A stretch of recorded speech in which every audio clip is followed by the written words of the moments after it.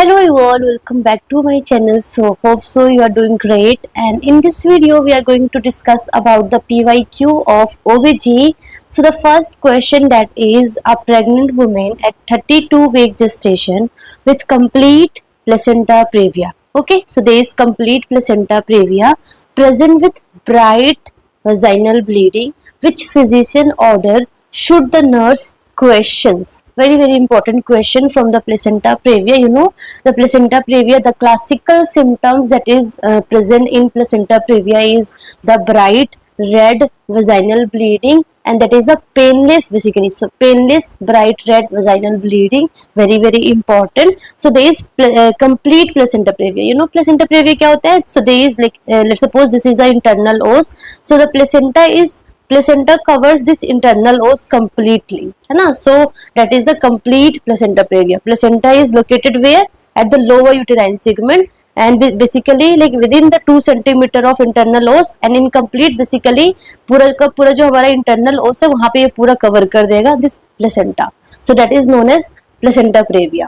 So in placenta previa में which physician order you will questions? A, prepare for emergency LHCS. This we will do, है ना? So that like this placenta previa is something very important, and in that basically vaginal delivery हम नहीं करते. क्या करते हैं? We are performing this LHCS. तो अगर and it is also already क्या है? It is complete placenta previa है ना? So in that you have to prepare for LHCS. अगर fetal distress हो रहा है, maternal distress है, maternal बहुत ज़्यादा bleed है, maternal hemorrhage है, मतलब shock भी जा सकती है. So in that case you have to prepare for emergency LHCS. So this is something आपको करना है, तो इसमें क्वेश्चंस करने की जरूरत नहीं है. B, administer betamethasone injection. You know that the mothers comes at 32 week gestation. So 32 week gestation पे है, एंड अगर आप डिलीवरी परफॉर्म करेंगे, and you know this is very like preterm baby होगा ना. So like you have to mature the lung. So for fetal maturity you have to give betamethasone. आपको corticosteroids देना होगा. So it is again the correct thing, you have to do that. The third is perform vaginal examination, and D is none. So you know very well in placenta previa the vaginal PV per vaginal examination is basically क्या होता है? Contraindicated होता है. And if the physician order to perform digital vaginal examination, you have to question that is it right to do? Okay, so the correct answer is C is the correct answer. Okay, very simple question. Moving to the next question, a woman admitted in preterm labor, okay, despite administration of tocolytics. You know tocolytics means, toco means the contraction, so that is the breaking the contraction. So breaking the uterine contraction, her uterine contraction are not stopping. So even despite giving of this tocolytics, the uterine contraction has not stopped yet. So what should be the next best management step? A, continue tocolytics. तो देखो मैंने आपको when I taught you about this preterm labor, in that I said कि basically जो fetus जो बाहर आएगा eight pre term, सो दो बहुत इंपॉर्टेंट फैक्टर्स है कि फीटल का एक तो लंग इमेच्योर होगा, ठीक है ना? तो हमें उसके लिए बेसिकली क्या देना होता है? कॉर्टिकोस्टेरॉइड्स देता है, बिकॉज ये सर्फेक्टेंट प्रोडक्शन को इनहेंस कर देता है. सो फीटल लंग मैच्योरिटी में हेल्प करता है corticosteroids. But you know very well that corticosteroids का जो मैक्सिमम एफिकेसी है, जो मैक्सिमम टाइम लगता है to take action, that is takes around 48 hours, है ना? 48 आवर्स में इसका मैक्सिमम एफिकेसी होता है. सो फॉर दैट 48 आवर्स हमें किसी भी तरीके से हमें डिलीवरी को विथहोल्ड करना होगा, है ना? लेबर को विथहोल्ड करना होगा, सो दैट डिलीवरी ना हो, बेबी बाहर ना आए, है ना? सो दैट प्रॉपर कॉर्टिकोस्टेरॉइड्स का एक्शन हो सके. सो फॉर दैट हम क्या देते हैं? हम देते हैं टोकोलिटिक्स. सो टोकोलिटिक्स का जो मेन इंपॉर्टेंट जो हमारा एम है, that is to buy time for corticosteroids to act, है ना? सो कॉर्टिकोस्टेरॉइड्स को एक्ट करने में 48 आवर्स लगता है. So we have to buy the time for corticosteroids to act. So that's the main aim of tocolytics. So they said कि आपने tocolytics दिया and uterine contraction stop नहीं हो, तो best management क्या होगा? Continue tocolytics? No. So first of all हम tocolytics after 34 week POG नहीं देते हैं. First of all very important thing is that कि after 34 week we are not giving this tocolytics. Second thing, we cannot give tocolytics for more than 48 hours. So this all the point I have taught you in my lecture. So it should not be given after 34 week and it should not be given for more than 48 hours. ठीक है. सो यहाँ पे कहा कि already उनको टोकोलिटिक्स मिल गया है, in spite of giving this tocolytics अगर यूटेराइन कॉन्ट्रैक्शन स्टॉप नहीं होता है, so will you continue tocolytics? Then the answer is no, you will not continue tocolytics. B, give injection dexamethasone. Okay, let's see. C है start oxytocin infusion. बिल्कुल भी नहीं, already preterm labor है. And if you start oxytocin, that is something कि वो uterine contraction और ज़्यादा वो कर देगा. So it cannot be done है ना. So start oxytocin infusion, no. And D, perform immediate LSCS. So if after giving this tocolytics अगर आपका कॉन्ट्रैक्शन स्टॉप नहीं हो रहा है, so you have to perform immediate LSCS और give in injection dexamethasone. So देखो यहाँ पे जो नेक्स्ट बेस्ट मैनेजमेंट होगा ना, वो बी हो सकता है एंड डी भी हो सकता है ना. सो बी भी हो सकता है एंड डी भी हो सकता है. सो बेसिकली हमने टोकोलिटिक्स दिया एंड देन टोकोलिटिक्स के बाद हम बेसिकली क्या दे रहे हैं, डेक्सामेथासोन दे रहे हैं. एंड बेसिकली हमने टोकोलिटिक्स इसलिए दिया so that dexamethasone properly act करे. एंड लाइक हमने after giving this dexamethasone tocolytics and अगर 48 आवर्स हो गया एंड देन यहाँ पे हमें LSCS करने का नीड कब होगा? LSCS करने का need only in preterm labour में ऐसा कुछ इंडिकेशंस नहीं होता है. सो LSCS का इंडिकेशन ओनली है when there is something obstetrical indication हो. ऑब्स्टेट्रिकल इंडिकेशन लाइक अगर कॉन्ट्रैक्टेड पेल्विस हो रखा है या फिर सिफेलो पेल्विक डिस्प्रोपोर्शन हो, ठीक है ना. So these are basically the indication of LSCS. या फिर क्या बोलते हैं, अगर फीटल डिस्ट्रेस हो रहा है ना, मैटरनल शॉक में है, so these are the indication for performing LSCS. Otherwise in preterm labour में हम LSCS नहीं करते हैं. There is no any indication है ना. ऑलरेडी अच्छा सा लेबर आ रहा है एंड अगर बेबी अच्छे से डिलीवर हो सकता है तो हमें इमीडिएट LSCS करने की नीड नहीं है. सो यहाँ पे बेस्ट आंसर क्या होगा? बेस्ट आंसर होगा give injection dexamethasone. Okay, so like of course in the exam basically we have to choose the best possible answer है ना. so in ABCD A and C तो वैसे भी exclude हो गया. coming to B and D, so in preterm labor there is no need to perform immediate LSCS है ना. so immediate LSCS कब कब करना है? so 2-3 ही indications है जो कि मैंने आपको बताया है. so ये भी exclude हो गया. then the best answer हमारे पास क्या है? that is the dexamethasone. ठीक है ना. okay, moving to the next question, that is a woman in her second trimester of pregnancy comes for a routine antenatal checkups. Okay, the nurse is assessing her vital signs and explains that certain physiological changes are expected during second trimester. Okay, which of the following changes is most likely to occur? So like physiological changes क्या क्या होता है, मैंने आपको एक beautiful एक table बनाया था if you remember in my lecture.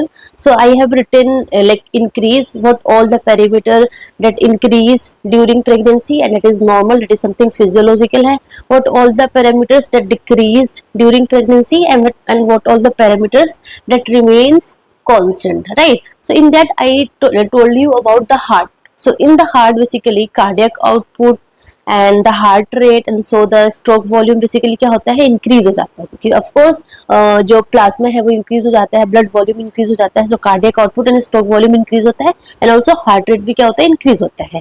Decrease क्या होता है? सो पेरिफेरल वेस्कुलर रेजिस्टेंस क्या होता है, बेसिकली डिक्रीज होता है and because of that BP क्या होता है, स्लाइटली डिक्रीज होता है ड्यूरिंग प्रेगनेंसी. ठीक है ना. So they are saying which of the following changes is most likely to occur? A decreased pulse rate. No, you have seen pulse rate क्या होता है, इंक्रीज होता है. Increase pulse rate, yes pulse rate increase होता है. C decreased BP, yes BP भी क्या होता है, स्लाइटली डिक्रीज होता है. And D increase BP, so BP increase नहीं होता है. सो आंसर क्या होगा? B is also and C is also answer है ना. सो दोनों आंसर करेक्ट है. ठीक है.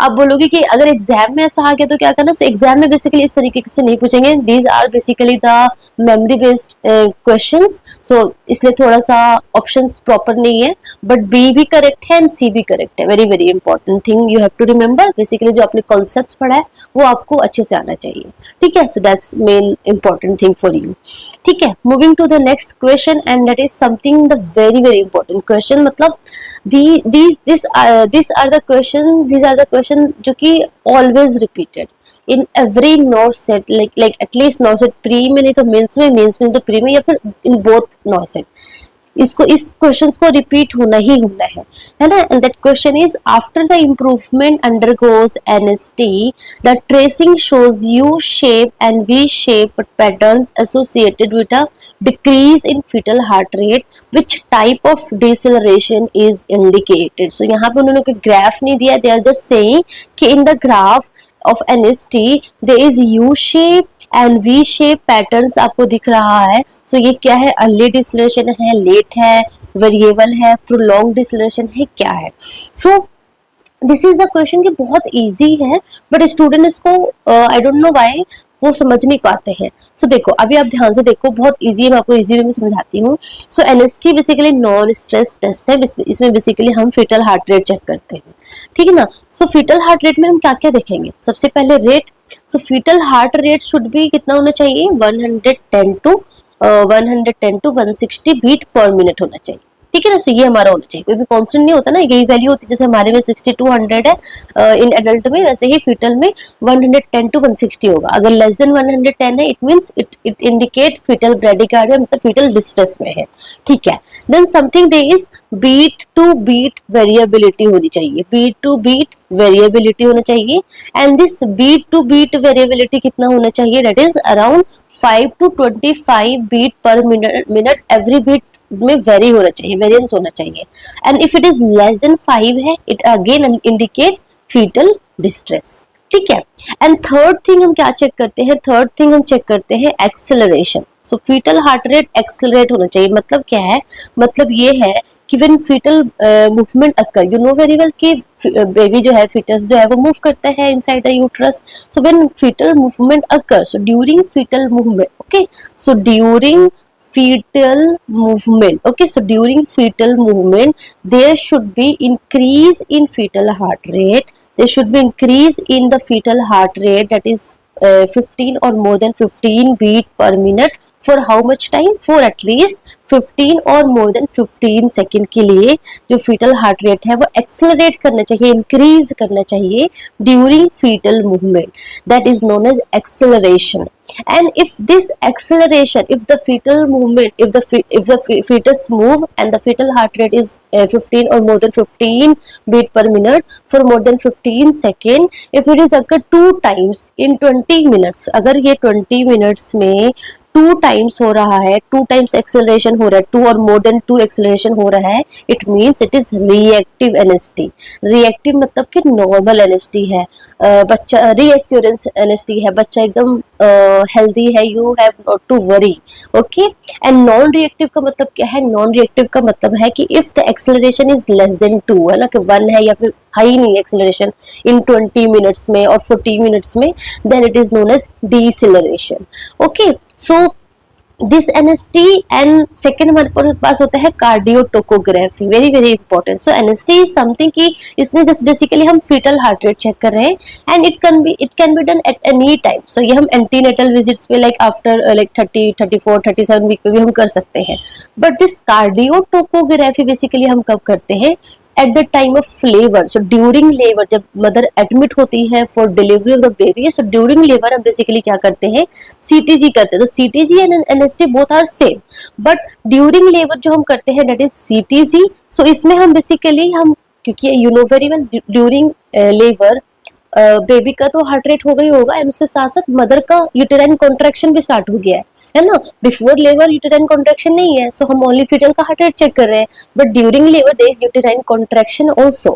And you know very well कि ड्यूरिंग यूटेराइन कॉन्ट्रैक्शन क्या होता है, जैसे यूट्रस कॉन्ट्रैक्ट करता है तो क्या होता है, when uterus contract the blood goes, the volume of blood goes to the fetus, to the placenta is decreased, right? So and because of that we are monitoring कि जब यूटरस कॉन्ट्रैक्ट कर रहा है तो बेबी को proper blood मिल रहा है कि नहीं मिल रहा है ना? तो अगर हेल्दी बेबी होगा तो like 15 beat per minute decrease होगा for like less than 15 second के लिए, तो बेबी टॉलरेट कर लेगा. बट अगर बेबी कॉम्प्रोमाइज्ड होगा, है ना, इन सर्टेन कंडीशन जो कि हम पढ़ने वाले हैं, तो यहाँ पे थोड़ा लाइक डेंजरस है ना, तो हमें उस अगर जो भी है लाइक अर्ली है, वेरिएबल है, लेट डिसलरेशन है, तो उसके अकॉर्डिंग हमें एक्ट करना है. So that is something very very important. So CTG that we are performing during labour. So during labour हम करते हैं, एंड यहाँ पे आपको 3 चीजें बहुत अच्छे से याद करना है, that is early, variable and late deceleration. क्या होता है? सो वो आपको ये इमेज देके पूछ सकते हैं कि जो ये वाली लाइन दिख रही है, दिस लाइन, ये आपको कौन सा बता रहा है, इधर इट इज अर्ली, वेरिएबल और लेट. या फिर आपसे अभी जैसे आपको ऐसे काइंड ऑफ सेंटेंस के फॉर्म में पूछ सकते हैं. So in every perspective you have to you should know कि आपको कैसे आंसर करना है. ठीक है? सो वो कैसे होगा, ऑफ कोर्स जब तक आपको समझ नहीं आएगा. सो देखो, this is the uterine contraction, right, and this is the fetal का बेबी का हार्ट रेट है. ठीक है?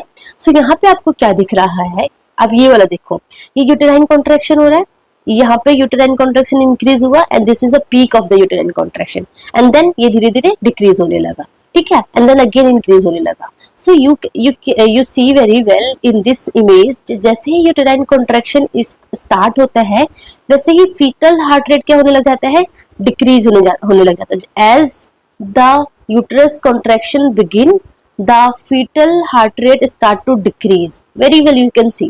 And जैसे ही यूटेराइन कॉन्ट्रैक्शन एकदम पीक पर होगा तो फीटल हार्ट रेट क्या हो जाएगा, एकदम डिक्रीज हो जाएगा, एकदम लोवेस्ट पॉइंट पर आ जाएगा. एंड जैसे ही यूटेराइन कॉन्ट्रैक्शन धीरे धीरे डिक्रीज हो जाएगा, fetal heart rate and again धीरे धीरे क्या होने लग जाएगा, इंक्रीज होने लग जाएगा. Okay? So when the uterine contraction begin, the fetal heart rate start to decrease, and at the peak of uterine contraction the fetal heart rate जो है वो एकदम peak low होगा. ठीक है ना? and you can see very well जो dip है that is very slow, it is not कि एकदम सडन हो जाएगा. यहाँ पे देख रहा हो एकदम सडन हो गया है, यहाँ पे you can see एकदम सडन हो गया है, but this is not एकदम सडन हो रहा है. So deep is very slow, like it takes like more than 30 or more than 30 seconds लग रहा है यहाँ पे.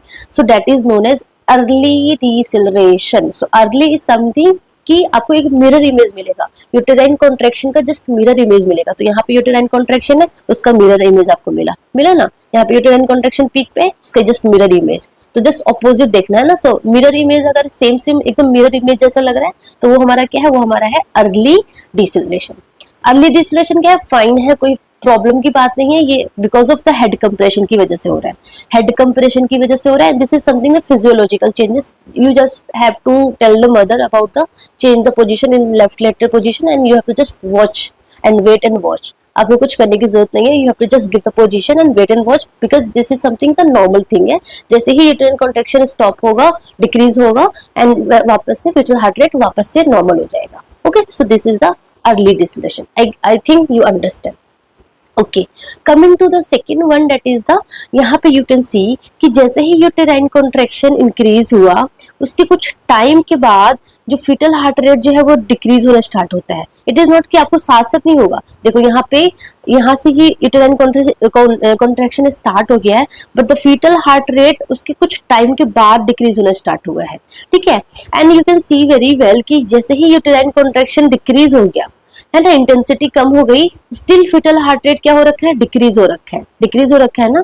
सो यहाँ पे क्या हो रहा है कि यूटेराइन कॉन्ट्रैक्शन जो है इंक्रीज हुआ एंड फीटल हार्ट रेट जो है उसके बाद डिक्रीज होगा. ठीक है ना? एंड ये जब पीक पर होगा तब ये पीक पे नहीं, उसके बाद ये पीक पर होगा. फीटल हार्ट रेट डिक्रीज का जो है ना वो लेट में पीक होएगा, है ना. So that is known as late deceleration. And late deceleration कहाँ पे होता है, it occurs in utero placental insufficiency. Very very important.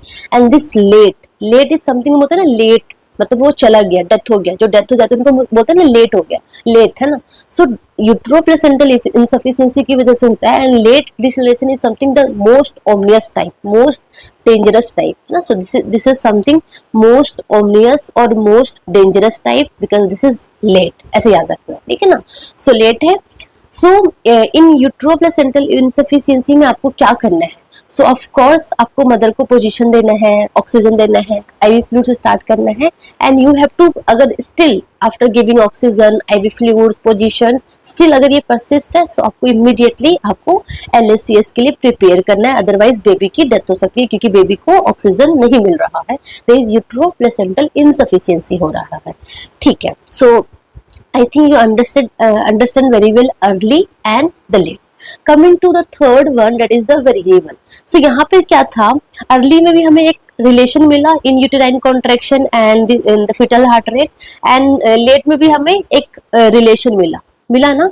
But in variable में क्या होगा, वेरिएबल में देयर इज नो रिलेशन, कभी भी जो हार्ट रेट है कभी भी डिक्रीज हो जाएगा, है ना, and there is no relation कि यूटेराइन कॉन्ट्रैक्शन पीक पे होगा तो फीटल हार्ट रेट डिक्रीज होगा। नो, देखो यहाँ पे यूटेराइन कॉन्ट्रैक्शन एकदम पीक पर है, so it is not like that fetal heart rate peak पर है, बट यहाँ पे यूटेराइन कॉन्ट्रैक्शन पीक पर है, सो फीटल हार्ट रेट भी एकदम क्या है, पीक पर है।